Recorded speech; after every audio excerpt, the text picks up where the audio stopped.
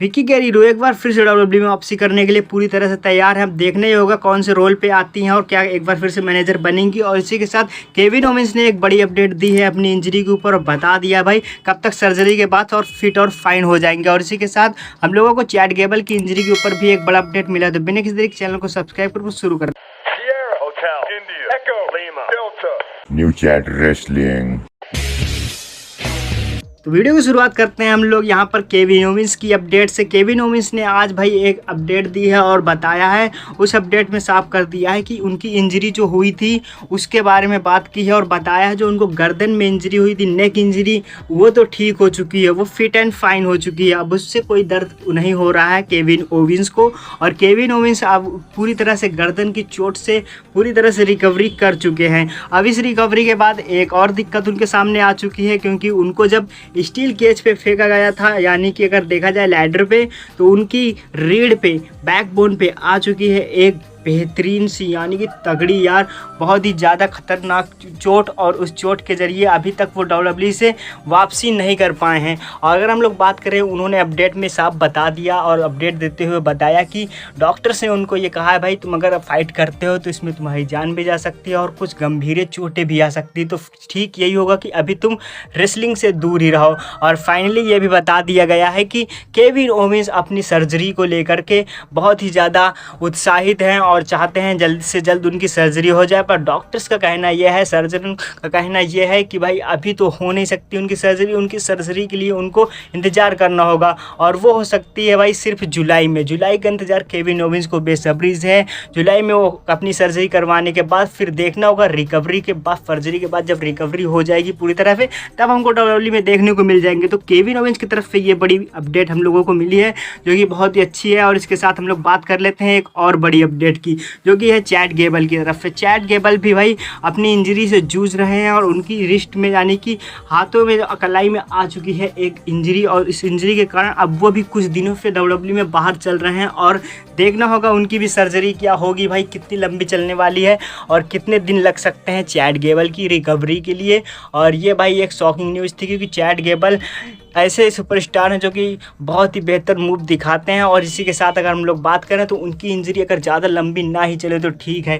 अगर देखना होगा तो केविन ओवेंस और चैट गेबल फिलहाल दोनों डब्ल्यूडब्ल्यूई से बाहर चलने वाले हैं कुछ महीनों के लिए लगभग। और इसी के साथ चैट गेबल की तरफ से भी एक बड़ी अपडेट थी। तो इस वीडियो में आगे बढ़ने से पहले वीडियो को लाइक और चैनल को कर दो सब्सक्राइब। फिर बात कर लेते हैं फाइनली अगली न्यूज़ की तरफ बढ़ते हैं हम लोग।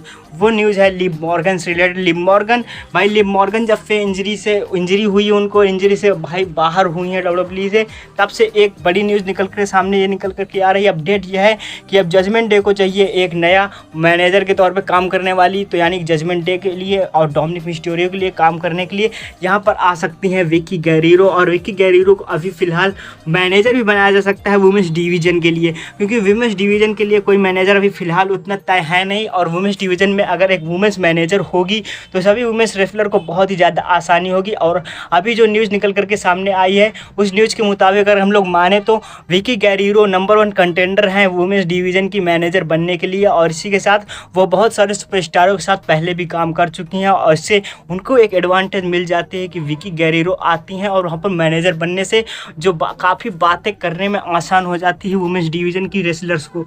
जैसे कि चेल्सी ग्रीन को जो बात करने में थोड़ी मुश्किलें होती हैं बहुत ज़्यादा, और उसके साथ ये आसानी हो जाएगी क्योंकि वहाँ पर विकी गैरिरो होने वाली हैं और विकी गैरिरो को होने से वहाँ पर कुछ आसानी तो हो जाएगी।